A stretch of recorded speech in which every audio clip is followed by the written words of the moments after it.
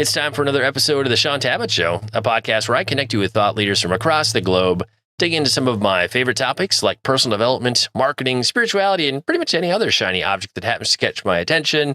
Today, my special guest is Michael Bird, and we're going to be discussing his new book, Religious Freedom in a Secular Age, A Christian Case for Liberty, Equality, and Secular Government. Michael, it is truly an honor, sir. Welcome to the show.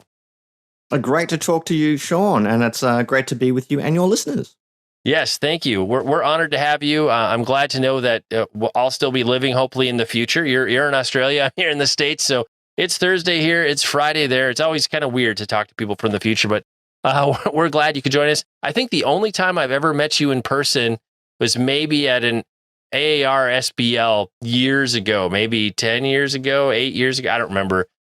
I kind of geeked out. I was like, it's Michael Bird. I may have snapped a picture of you from the side or something random. I don't know. It's and for those in my audience who probably have no idea what that even is, it's like the all-star game of Christian academia, and for people who like to read Greek and Hebrew and nerdy Bible-themed books, it's where we all like to hang out once a year. So if you don't know, don't worry. If you do know, there's a reason that you know. That's where they go to fight. It's where they go to fight, Sean. So it's got a kind of gladiatorial feel. So if you can picture academics in the study of religion arrayed in armor, drawing a line in the sand and saying, "You have disrespected my tribe. I will have vengeance." Yeah. Yes, religious academic fight club. There is plenty of fighting and arguing that does happen at those events, certainly. However, I know, Michael, for a lot of my audience, this is the first time they're going to be encountering you. So let's kick this off by having you share a bit of the Michael Bird origin story. If you have superhero powers or special abilities, tell us about those. Or if you just want to help us to get to know you, go wherever you like. Okay, well, the joke is I was born in Germany, but despite that, I believe in the resurrection. If you know anything about liberal German theology, that's very funny. If you don't, it's pretty much meaningless. Yeah, I know. I was British by origins, so but my mother and I moved to Australia when I was very young. She remarried. I grew up in Brisbane, Australia. Australia is a relatively secular country, so we don't have the same sort of religious ethos either as the United Kingdom or as America. So it's a fairly secular upbringing. I became a Christian of all places when I joined the army. That's when I came to a position of faith during that time. I worked previously as an infantry soldier, a paratrooper, then a military intelligence operator. Then I thought about becoming a military chaplain, so I went to seminary, but it became pretty apparent quickly I was much more gifted on the academic side than I was on the pastoral side. So it seemed I was more destined for academia. Then I went and did some more degrees, got a PhD, taught for a while at the Highland Theological College in Scotland, which is literally the top theological college in the United Kingdom. There's nothing north of it.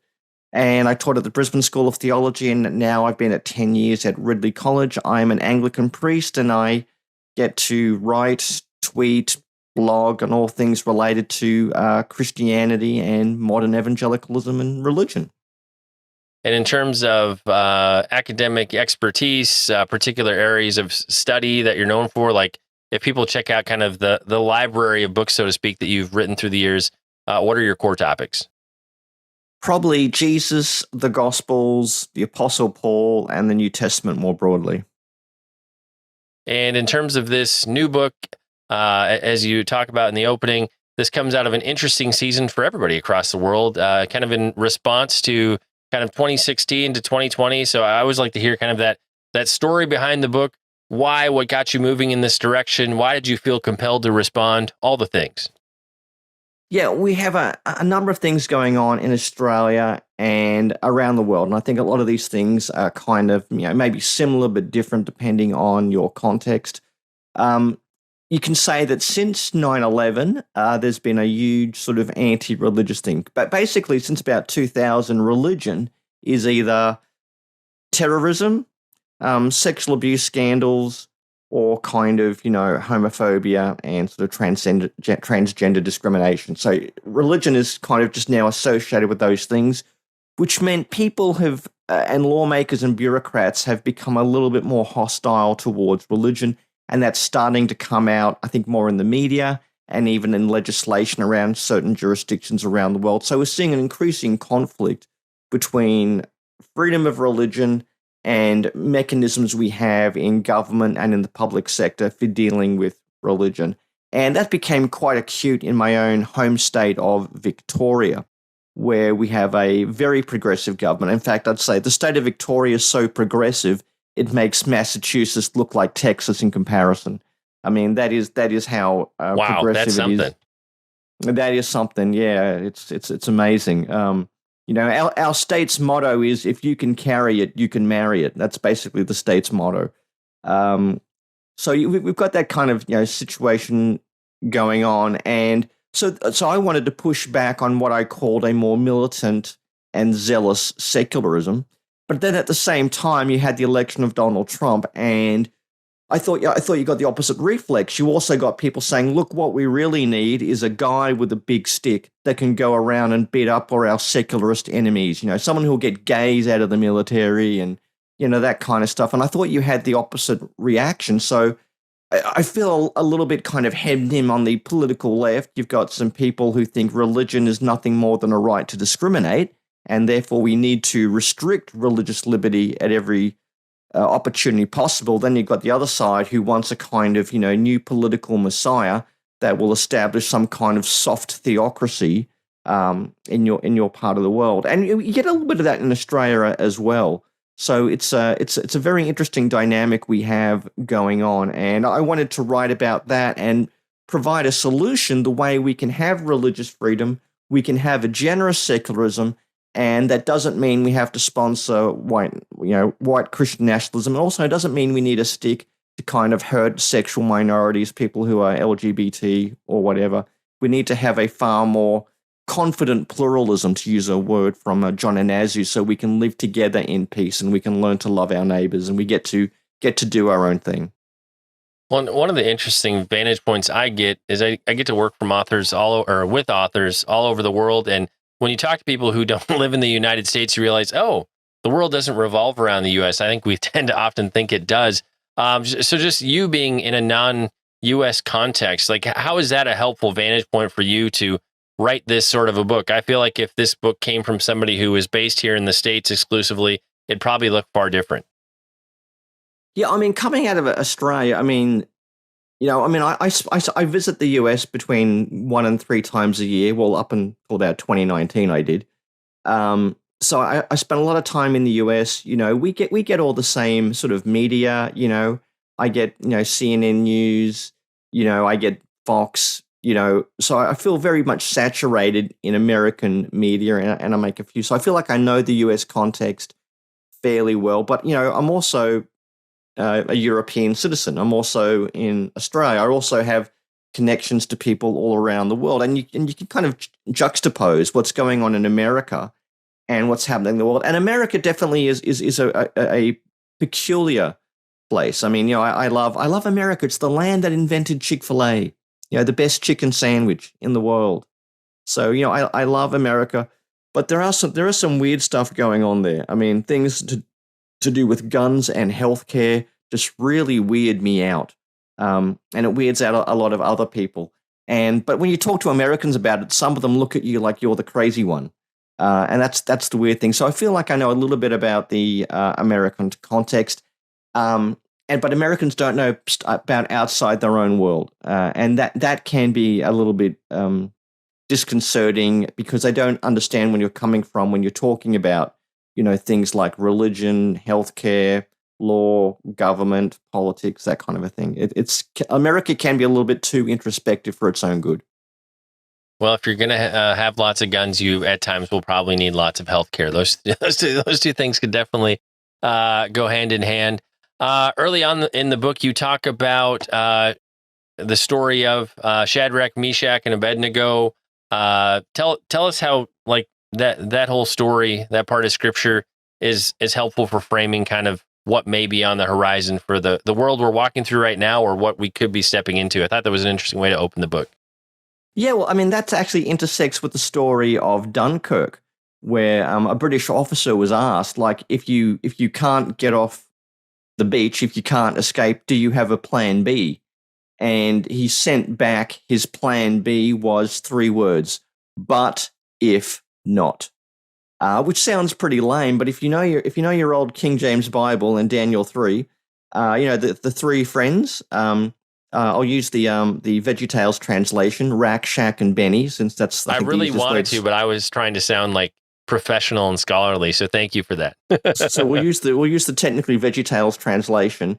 They were told to bow down and worship, the statue of King Nebuchadnezzar on pain of being thrown into the furnace, and they said, "We believe our God is going to deliver us, but if not, we are not going to bow down and worship his image."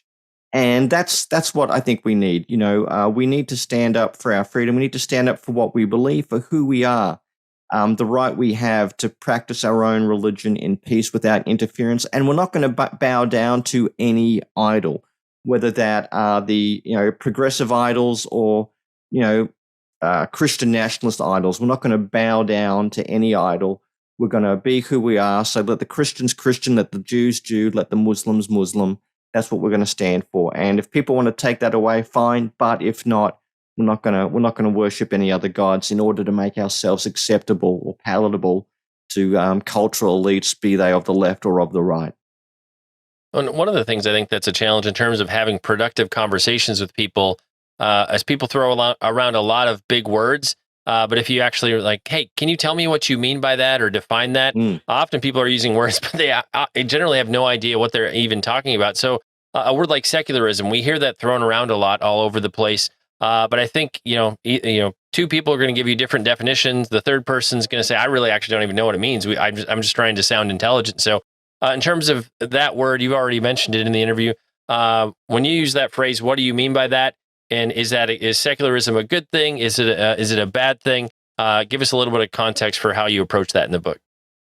Yeah, I mean, you have to remember, like, secularism is not one thing. It's like 20 different things. Like, it's like saying, how would you define meat? Well, are you talking about lamb, pork, chicken, beef? I mean, it's not one type of meat. Secularism is a bunch of different things, and this is what people don't seem to realize.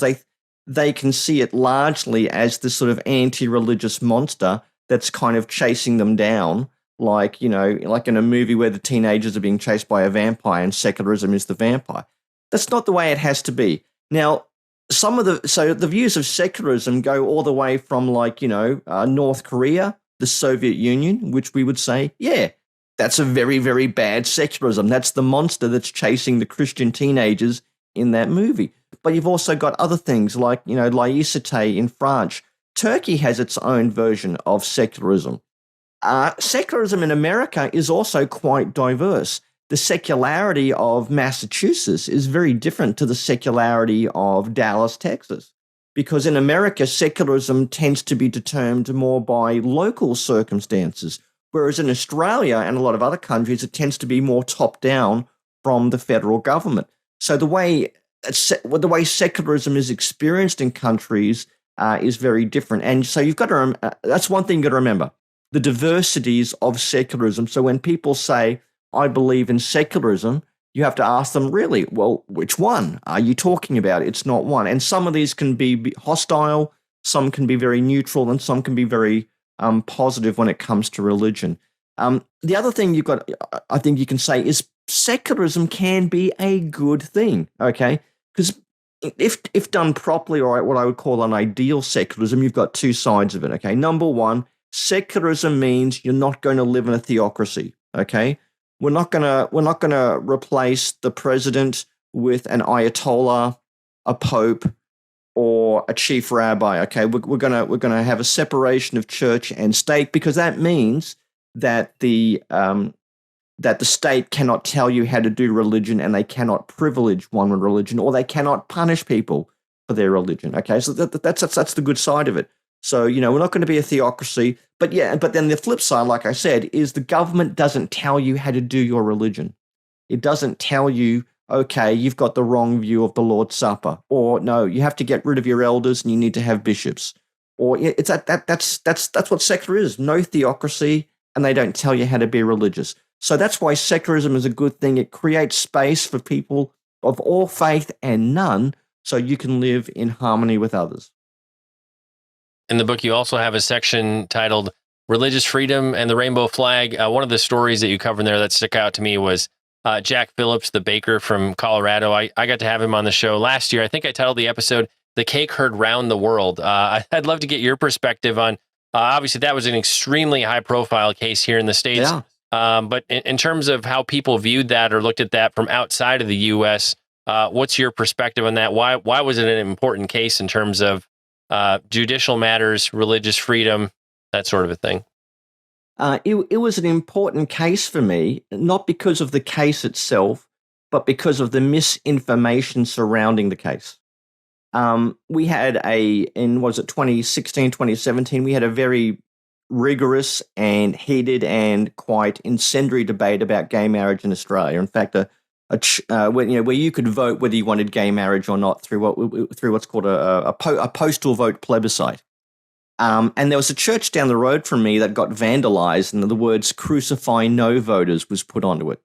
But you also had some homophobic attacks on people as well who were handing out, pro-gay marriage. So it was a really difficult time. Probably the closest I think we've ever come to kind of like, electoral violence in Australia. But one of the things people kept mentioning was this cake baker in Colorado who refused to serve gay customers. Okay. Now, I knew that was demonstrably, he did not refuse to serve gay customers, but that's what was being pushed out on the Australian media, that Jack Phillips was this baker who would refuse to, have gay customers. It wasn't. He just refused to decorate a cake for a gay wedding. And he won his case, this is my understanding, I know you've interviewed him, for a number of reasons. One, because he had a good mantra, he serves all people, but he does not do all art requested. And I know Phillips has declined other artistic requests about, bawdy, bucks parties, even homophobic things he's refused to make. So he serves all people, but he does not do all art.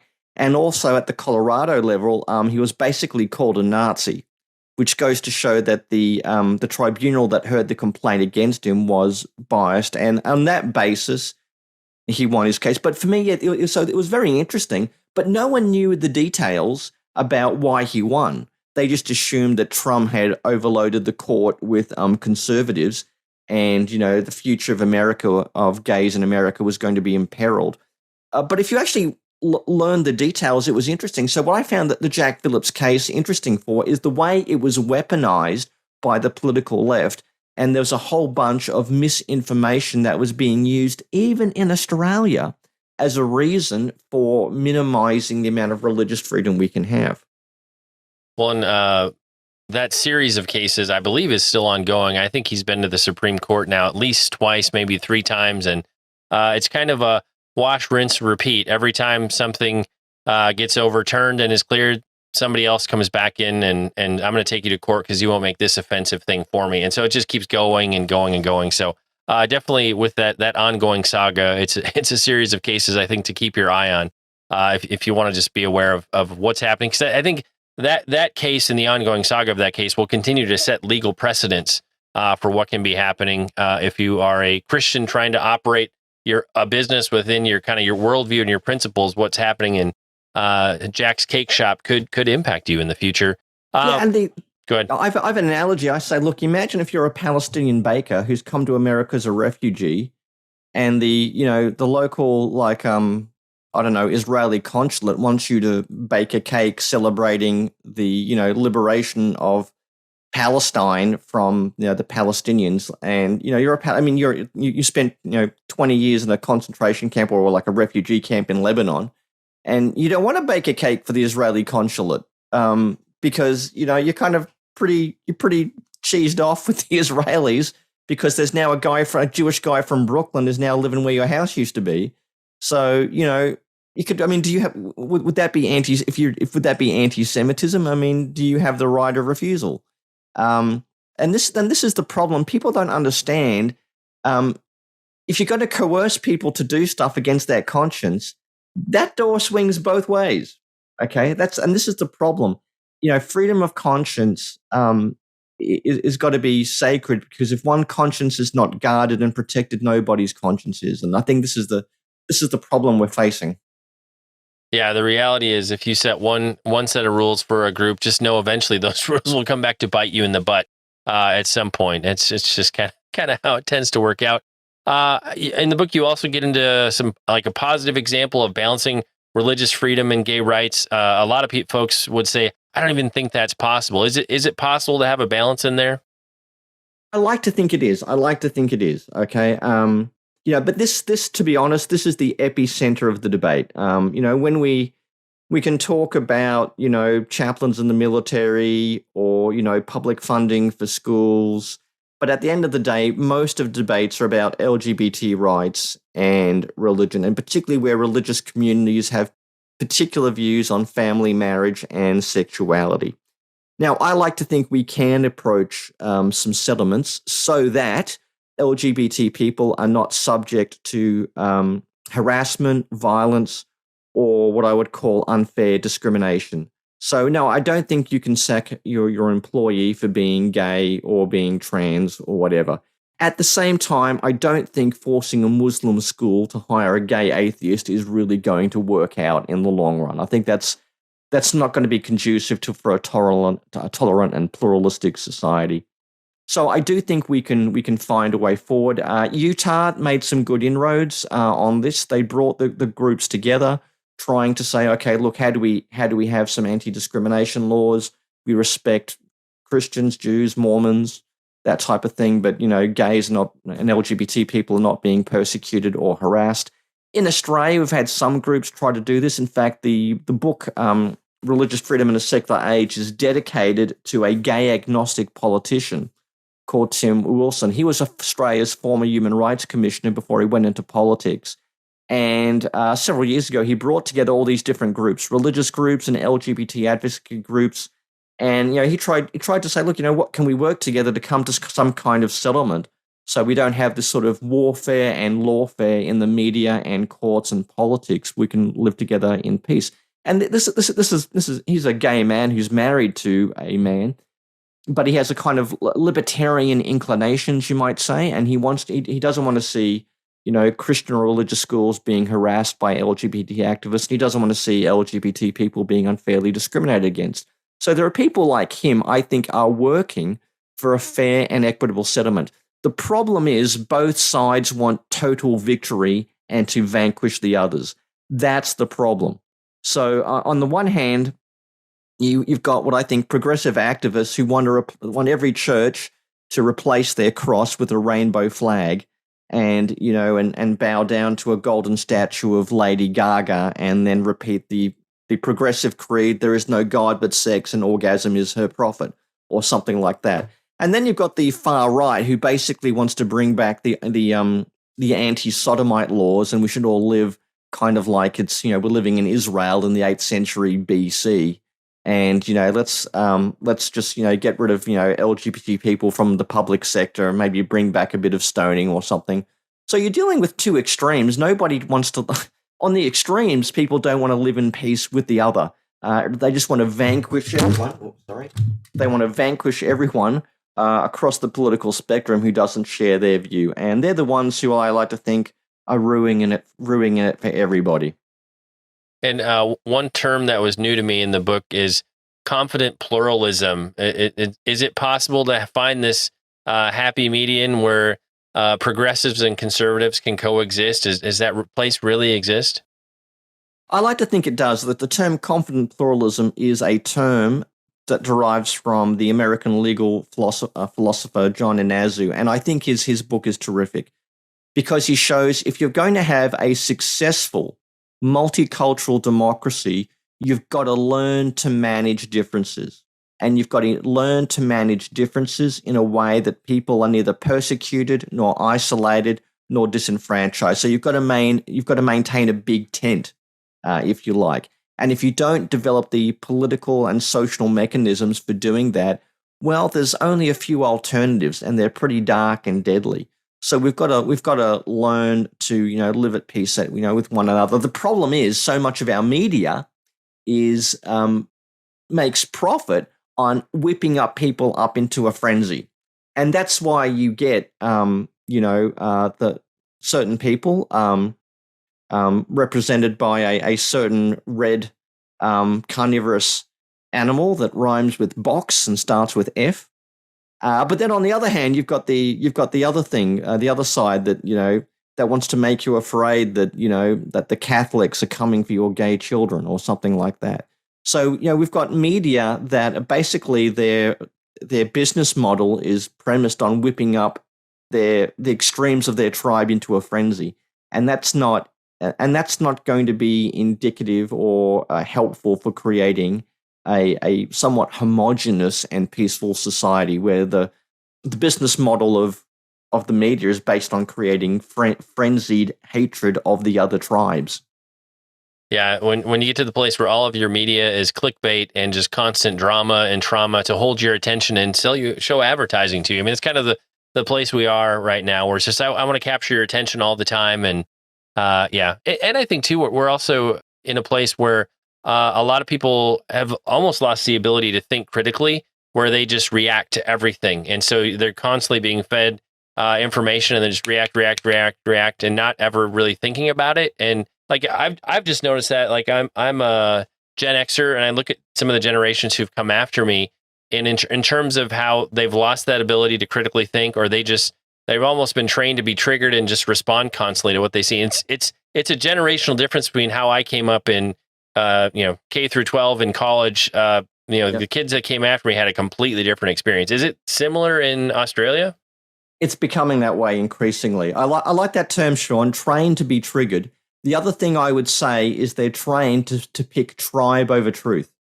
And I think both the idea, like I'm meant to be triggered, over all sorts of things. And they develop trigger words. That can be things like CRT. I'm trained to be triggered one way or another, when I hear that word. I'm trained to be triggered, anything to do with LGBT issues, whether you're from the left or from the right. And this is the problem. And we're not having debates. We're not trying to accommodate differences. We just want to wipe out the adversary because we believe that they are the sum of all evils and we are the sum of all righteousness.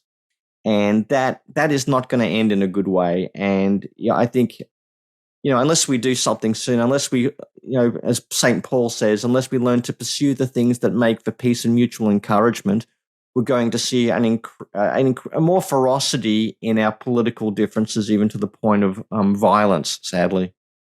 Yeah, tribe over truth. I think that's a helpful way to frame it. And I think a lot of that, when you look at kind of the destruction of the family, people not having strong identity of where they came from in a family or their country or world history, church history, like people are just operating in this contextless space. And so when you don't know where you belong, where you are, or where you're going, you need something to hang your hat on and belong to feel important, like you're making a difference. And unfortunately, a lot of things that people have been encouraged to grasp onto as a cause, something to be important, changing the world with, the logical ends of those things are probably not super great. So, I mean, I look at the last couple of years and trajectory wise where things are going. The church has a lot of work to do to help a lot of hurting people on the horizon that's just in front of us. In the latter part of the book, you get into apologetics, how to be a Christian in a secular post-Christian world. And I wrote down a couple of taglines from some, or paragraph headings, if you will, section headings. Do not vacate the public square. I mean, that's something that I think is really important, where I always say when people get saved and they're like, man, I'm going to be a pastor, like that's the only way they can serve the church. And I'm just like, you could be a great Christian banker or the best Christian garbage man or a business, like get into spaces where you can have influence. And so talk to us a little bit about Christians actually operating in culture as a way to make a difference. We want to kind of just, I'm going to work at the Christian bookstore and I'm going to work at the church or whatever. And to be fair, I work inside the Christian publishing bubble. So, I don't get out a lot, it seems, but really just this idea that we don't have to like just hide inside the church. Exactly. I mean, we need to make ourselves visible and make it known that there are people of faith in all sectors of life in the community. And so, if you can be a tinker, tailor, banker, butcher, whatever it is, Candlestick maker, we got to get them all. Candlestick maker, yeah. Get out there and do it for the glory of God. Look. I mean, I teach in a seminary, so I want people going to seminary. Whether you're going to be a pastor or not, go to seminary. Come to my seminary, Ridley College. Excellent, best in the world. First American to apply gets a free Vegemite sandwich. On second thoughts, that might be a turn off more than a draw card. So I want people in seminary and pursuing Christian vocations. But for the vast majority of Christians, you've got to discern within the precincts of your own conscience. How do you be faithful in the place where God has put you? In your family, in your marriage, whether that's at Walmart, whether that's at Kohl's, wherever you are in the world, how do you be a faithful Christian? I mean, look, some people get to have these amazing positions of influence. You get to be head of the Center of National Disease Control, or you get to be the CEO of a company. But the majority of people just live lives of quiet service in their church and quiet service in their workplace and their community. So, I mean, that's one of the best things that you can do, and figure out how to be a faithful Christian in the workplace.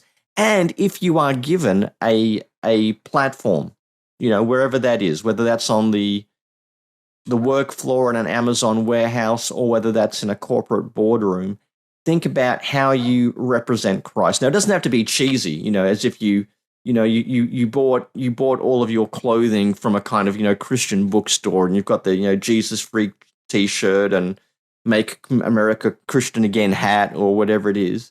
But how do you demonstrate Christian virtues and values in what you do, and how do you stand up for Christianity, particularly when it's being attacked or being slandered, and how you do that without sounding like a kind of news host after dark, trying to whip up people into a frenzy? How do you demonstrate Christian generosity towards others in the workplace? Well, and I think that's oddly one of the gifts of the last couple of years, especially here in the States, where persecution for being a Christian has been extremely, extremely light or minimal, and people have had to wrestle with: does my faith look like anything?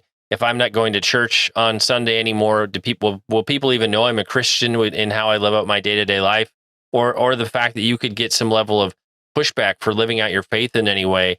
I think the place I'd love to land is just get your perspective in terms of operating from a place of stepping out, living out our faith, even if it's going to cost them something. Like, again, here in the States, we're not used to that. Persecution, we're at preschool level compared to what's happening in other parts of the world, even today. Ooh. But we look on the horizon, more challenges ahead, certainly. So be willing to stand for your faith, even if it's going to cost you something. I think we're all going to have to wrestle with that in different places. That's exactly right. Look, I mean, to be honest, every religious freedom case that's gone before the US Supreme Court has usually fared pretty well. Okay, so in terms of the highest court, there's a pretty good track record of defending religious freedom. Now, whether it always stays that way, who knows? We'll have to wait and see. There are some forces that I think, particularly on the back of LGBT issues, certainly do want to take a somewhat more coercive or blunt instrument to the topic of religious freedom in the United States. But that's also true in other jurisdictions as well around the world. And, in Nordic countries, Europe, Australia, it's a bit the same. What we've got to hope for are mechanisms through which we can come to, I think, a fair and equitable distribution of rights and freedoms.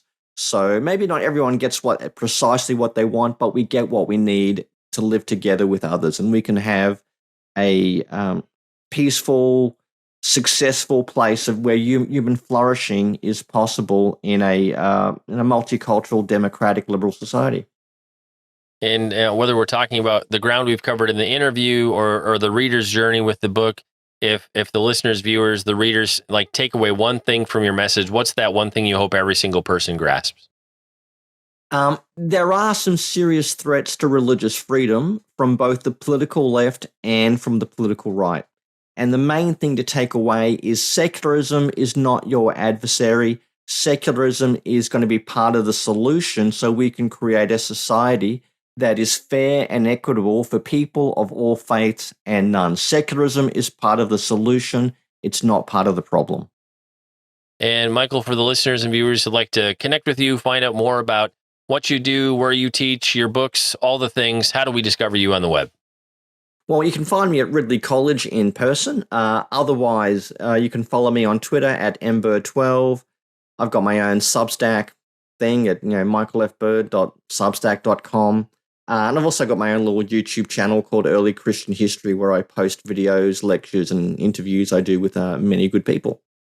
And like we do with every episode, we'll make it easy. We'll have links in the show notes to the websites Michael's mentioned, as well as links to places where you can pick up your very own copy of his brand new book. It's time to bring this episode of the Sean Tabbett Show to a close. Many thanks for being a part of my conversation with Michael Bird. Once again, our book today was Religious Freedom in a Secular Age, A Christian Case for Liberty, Equality, and Secular Government. And Michael, I want to say thank you so much for sharing with us today. It's been an honor and a pleasure to have you on the show. Thank you, Sean, and thank you to all your listeners for joining us.